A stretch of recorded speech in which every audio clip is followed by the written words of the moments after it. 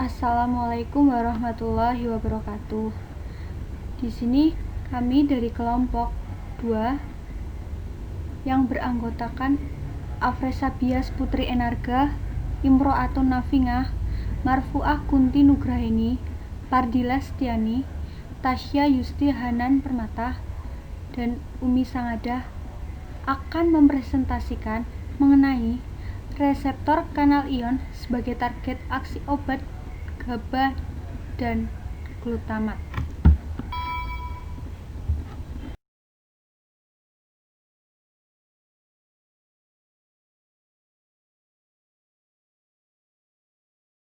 Di sini saya akan menjelaskan mengenai reseptor GABA.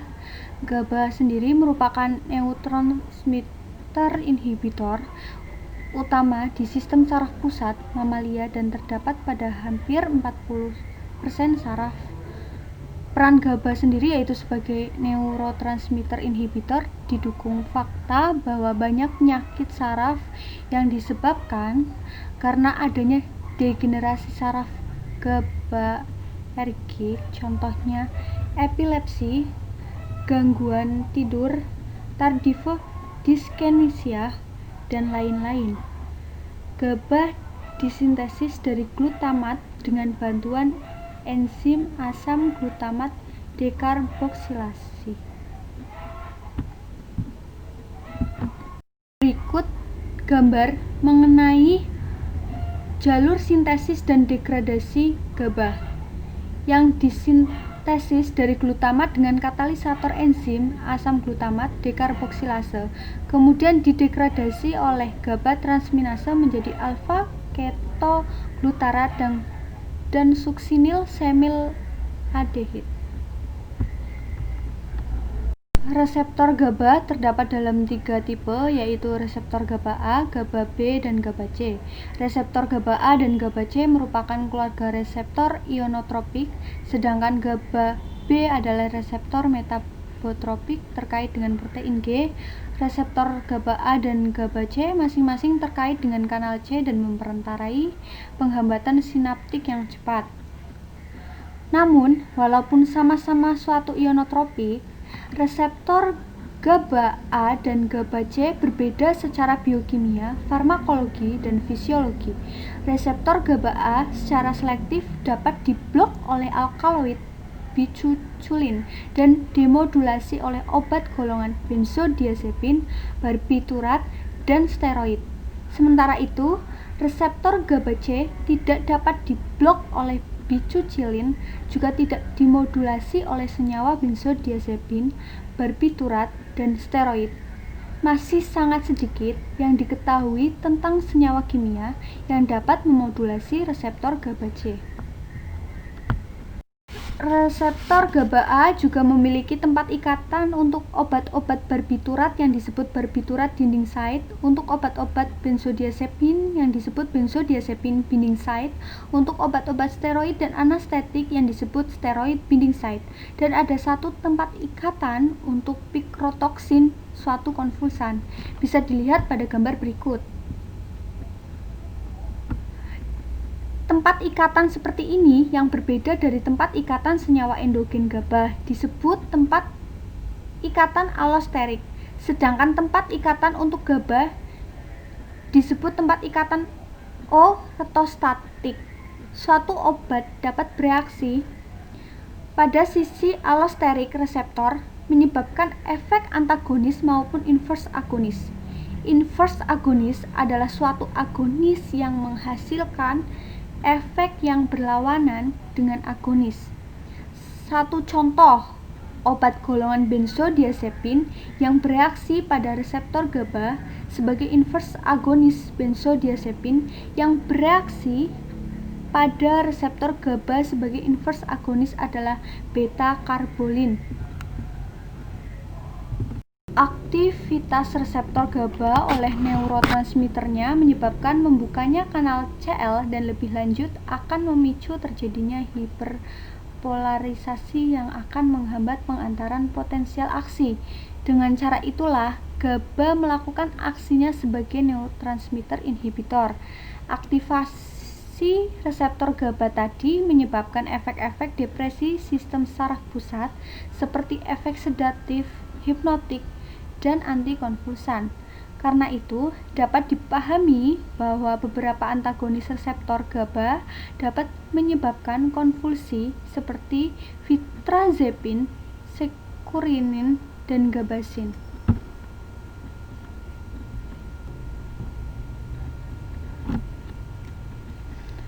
Reseptor GABA juga menjadi target aksi senyawa steroid. Seperti terlihat pada gambar sebelumnya, pada reseptor GABA terdapat tempat ikatan untuk senyawa steroid. Steroid yang dimaksudkan adalah senyawa neurosteroid dan steroid neuroaktif. Selanjutnya, yaitu reseptor glutamat. Glutamat adalah asam amino non-esensial yang berfungsi sebagai neurotransmitter pemicu utama di otak. Mereka tidak dapat menembus sawar darah otak dan tidak disuplai dari sistem sirkulasi. Karena itu, dia disintesis di otak dari prekursornya, yaitu glutamin dengan bantuan glutaminase atau aspartat dengan bantuan transminase. Setelah dilepaskan ke celah sinaptik, glutamin diambil kembali ke dalam presinaptik dengan bantuan suatu transporter glutamat atau diambil oleh sel glia untuk diubah menjadi glutamin di dalam sel glia. Glutamin di dalam sel glia kemudian dipompa keluar menuju saraf presinaptik untuk disintesis kembali menjadi glutamat.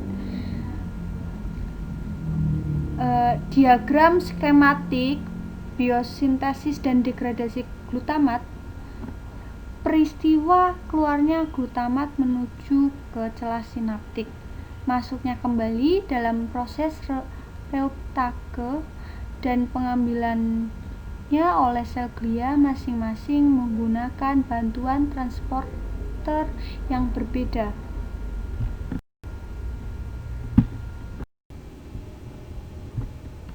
Mekanisme kerja pada voltage gate sodium channel. OAE yang bekerja pada voltage gate sodium channel sering disebut dengan sodium channel blocker, bekerja baik pada epilepsi dengan bangkitan vokal maupun umum, yaitu phenytoin, carbamazepine, lamotrigine, oxarbazepine, dan lacosamid. Mekanisme penghambatannya juga tergantung besar voltase, sehingga lebih poten menghambat aksi potensial seperti yang terjadi pada bangkitan. Obat-obat tersebut juga menghambat pelepasan sejumlah neurotransmitter termasuk glutamat. Ikatan blokade kanal natrium sama dengan ikatan anestesi lokal, yaitu di pori yang dibentuk oleh segmen S6 di domain 1, 2, dan 4. Yang kedua, mekanisme kerja pada inhibisi GABA. GABA adalah neurotransmitter inhibisi interneuron lokal yang bekerja melalui reseptor GABA A dan GABA B. Reseptor GABA A merupakan ligand gate chloride channel tipe CYS loop yang merupakan target dari banyak OAE. Yang selanjutnya, yang ketiga, yaitu modulasi langsung terhadap pelepasan sinaptik. Yang A yaitu mekanisme kerja pada sinaptik vesikel 2A, yang B yaitu mekanisme kerja pada subunit A2 delta 1. Mekanisme rinci mengenai ikatan gabapentin dan pregabalin pada protein A2 delta 1 belum dipahami sepenuhnya. Obat ini juga menghambat pelepasan beberapa neurotransmitter termasuk glutamat serta dapat menyebabkan internalisasi kanal kalsium. Yang keempat yaitu mekanisme kerja pada reseptor AMPA. AMPA merupakan kanal kation yang bekerja sebagai mediator utama untuk eksitasi sinaptik cepat dalam waktu milidetik. Yang kelima yaitu mekanisme kerja campuran atau belum diketahui. Yang A yaitu valproate Valproat merupakan sesuatu yang meningkatkan pergantian GABA yang mungkin berhubungan dengan inhibisi sinaptik atau ekstrasinaptik. Yang B yaitu felbamate dalam dosis terapi bekerja sebagai modulator positif reseptor GABA-A dan menghambat reseptor NMDA. Yang ke C yaitu topiramate bekerja pada voltage gate sodium channel subtipe reseptor GABA-A, reseptor AMPA atau kainate, dan isoenzim anhidrase tipe 2 dan tipe 4. Yang D yaitu zonisamide bekerja pada voltage dependent sodium channel, diduga menghambat kanal kalsium tipe T yang menjelaskan efektivitasnya pada epilepsi absen. Yang ke E yaitu rufinamide berinteraksi dengan voltage gate sodium channel. Akan tetapi, efek interaksi dan mekanisme kerjanya masih belum diketahui.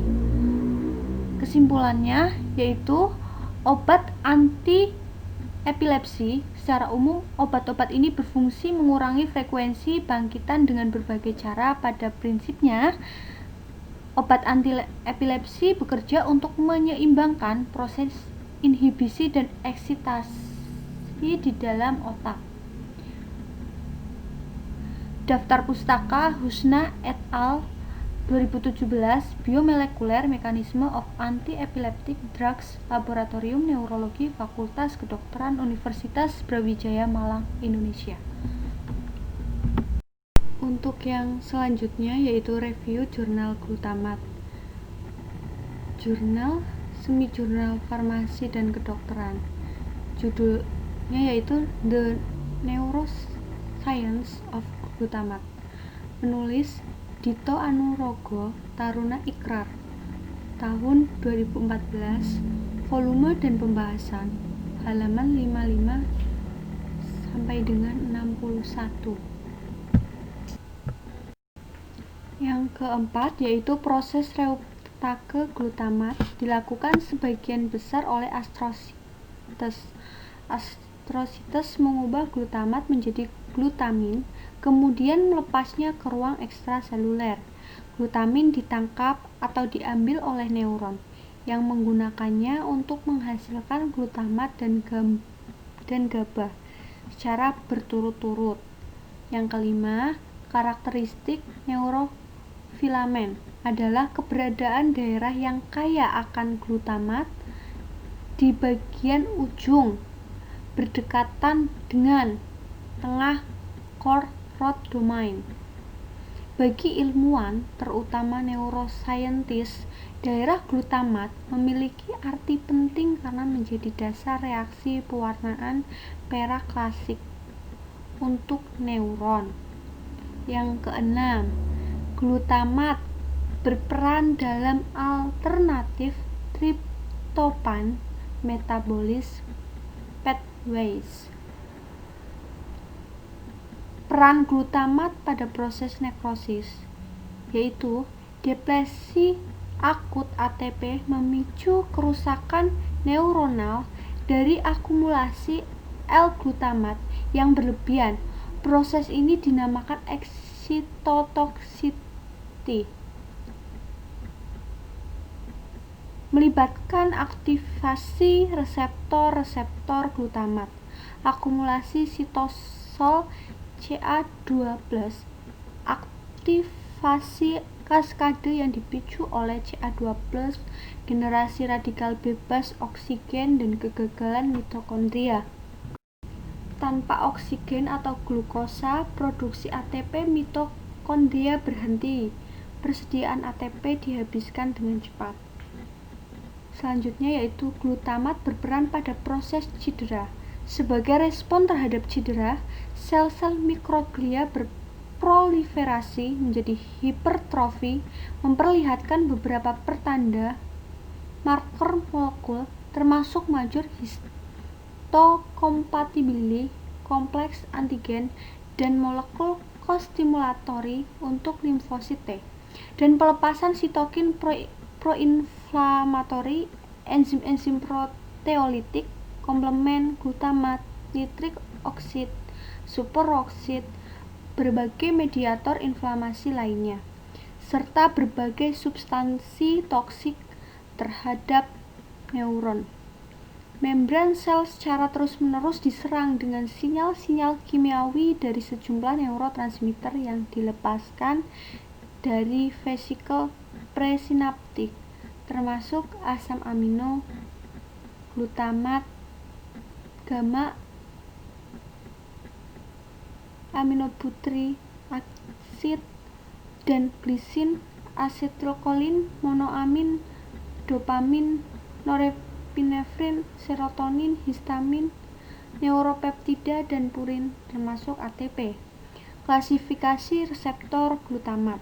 Yang pertama, reseptor ionotropik glutamat adalah reseptor yang memediasi menjadi perantara respon sinaptik cepat dengan membuka ion channel.